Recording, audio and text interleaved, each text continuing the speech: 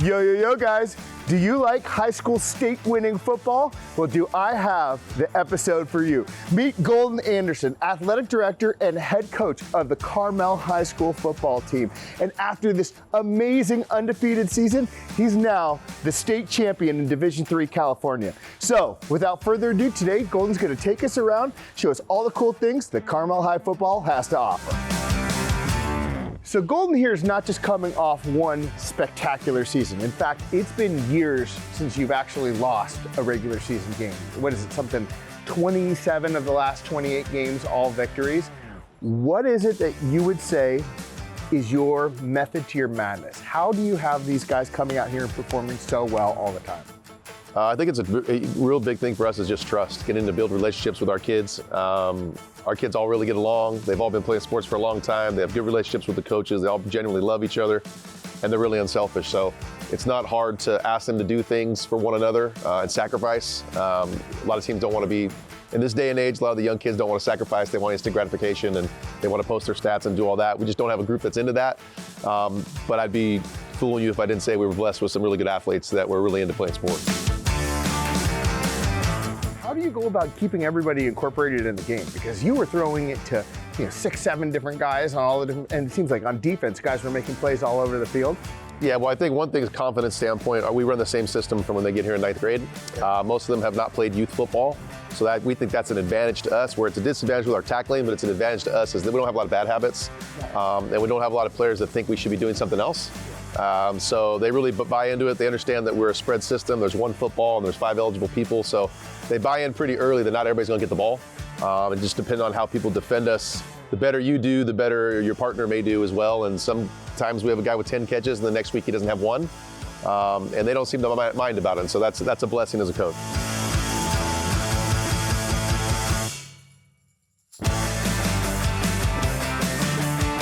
Yeah, we're just trying to apply as much pressure as we can in all aspects, whether that's offense, defense, special teams.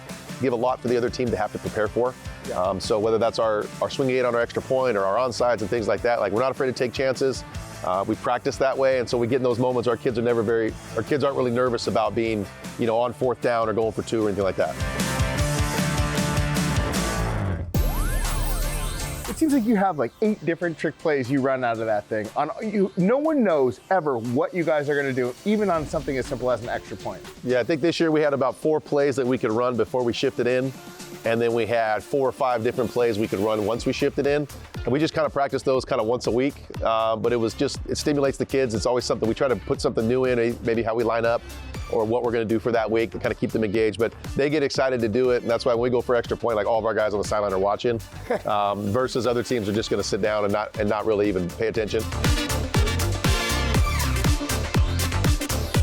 What do these guys do when they get here? Well, first of all, the academic rigor here is not even in the same stratosphere as when I was a high school student or you were a high school student. The classwork that they take, the amount of homework that they have, I mean, they're pulled in a lot of different directions. So yeah, they get here at 7:45 in the morning. They got their classes all the way through 3 o'clock. And then on Mondays, we can do our workout. We get in the pool, we do our workout, we watch film. They come back on Tuesday, same kind of regular day. Practice from 3:30 to 5. Wednesdays, school gets out a little bit later. We still practice 3:30 to 5. And then on Thursdays and Fridays, the only difference is we have them in office hours on Thursday morning where we all do homework together. Yeah. And then on Thursdays and Fridays at lunch, we watch film with the team. Some people front load the film. We don't believe in that. We kind of backload it. Like everything that we've run all week, the film then reinforces what we've been doing in practice. Kind of gets them a little more comfortable of like, okay, now I'm seeing it. Now I'm clear on what they're doing. That's what we did in practice. And then we have our walkthrough the day before the game, which is only like 30 minutes, a little unorthodox compared to what other schools do. We don't review any offense or defense. We just hit our special teams and we get out and try to go as little on the body as we can. And then the next day is game day. What are some of the best things and brightest things that you think Carmel High has to offer the students when they come here?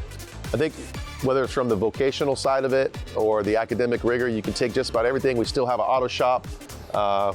We still have those shop classes. We have all the fine arts. We have performing arts centers, beautiful. We got a great band, great orchestra. We have mock trial team, like you name it. Like we have, Model UN.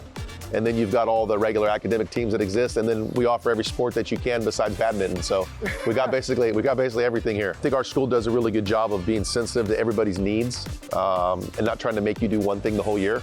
So there's a whole reason why we only practice for 90 minutes is because we want our guys to be engaged and excited. We want them to go at a fast pace, and we also wanted them to enjoy their time when they're not at football and not take all their time. And so I think our campus does a good job of that. And getting kids ready for whether that's 4-year, whether that's vocational school, whether that's to go out in the workforce. There's something kind of for everybody here. And it's a campus where, basically everybody gets along. So there's every group exists here, and every group can exist independently and codependently. Golden, congratulations on a huge year, 15-0 and a bright future ahead of you. And now probably all you understand why Carmel real estate is so expensive. Now this is Kevin Cesario with American Dream Television. Thank you for coming, and I'll see you next episode.